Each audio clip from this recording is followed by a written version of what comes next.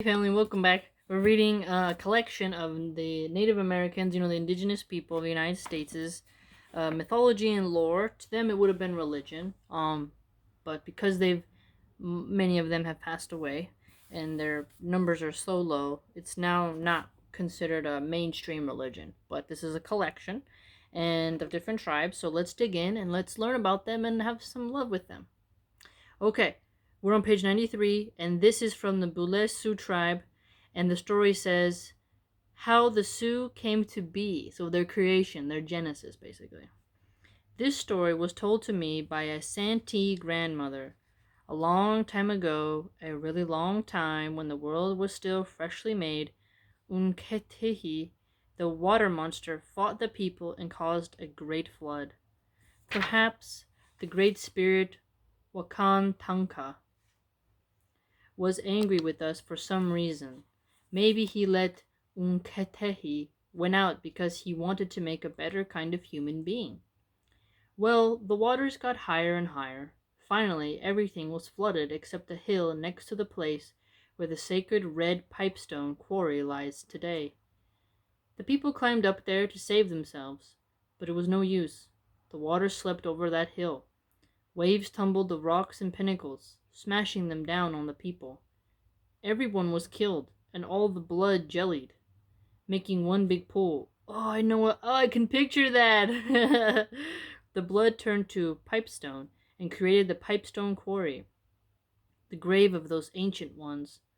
That's why the pipe, made of that red rock, is so sacred to us. Its red bowl is the flesh and blood of our ancestors. Its stem is the backbone of those young people long ago. The smoke rising from it is their breath. I tell you, that pipe, that chanumpa, comes alive when used in a ceremony. You can feel the power flowing from it. Unketi, the big water monster, was also turned to stone. Maybe Tunakashila, the grandfather spirit, punished her for making the flood. Her bones are in the Badlands now. Her back forms a long high ridge. You can see her vertebrae sticking out in a great row of red and yellow rocks. So the red rocks are that color because of the blood. I have seen them. It scared me when I was on that ridge, for I felt Unketi. She was moving beneath me, wanted to topple me. Well, when all the people were killed so many generations ago, one girl survived, a beautiful girl. It happened this way. When the water swept over the hill where they tried to seek refuge, a big spotted eagle, Wanbli Galeshka, that's an interesting, a big spotted eagle, swept down and let her grab hold of his feet. With her hanging on, he flew to the top of a tall tree, which stood on the highest stone pinnacle in the Black Hills. That was the eagle's home. It became the only spot not covered with water. If the people had gotten up there, they would have survived, but it was a needle-like rock as smooth and steep as the skyscrapers you got now in the big cities. My grandfather told me that maybe the rock was not in the Black Hills. Maybe it was Devil's Tower, as white men call it, that place in Wyoming. Both places are sacred. Wanbli kept that beautiful girl with him and made her his wife.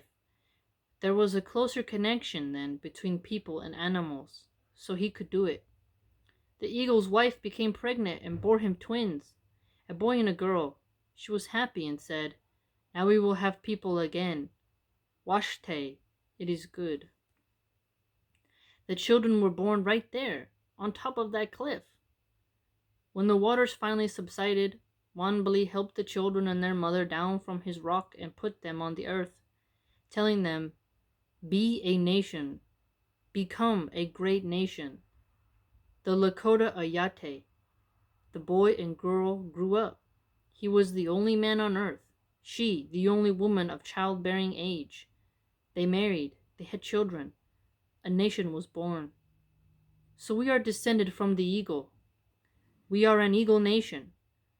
That is good, something to be proud of, because the eagle is the wisest of birds. He is the Great Spirit's messenger. He is a great warrior. That is why we always wore the eagle plume and still wear it. We are a great nation. It is I, Lame Deer, who said this. Told by Lame Deer in Winner, South Dakota in 1969 and recorded by Richard Erdos. Ah! So the eagle is a messenger. Interesting.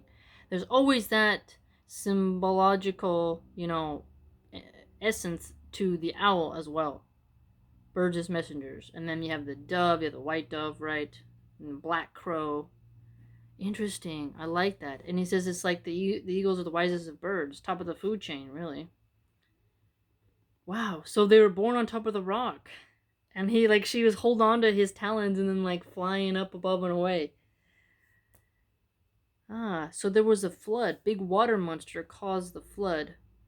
But then the Untekti was turned to stone. And so the grandfather spirit, Tunakashila, punished her for making the flood, the monster. Interesting. But then it says that, the great spirit, let out that monster because maybe they were mad with humans.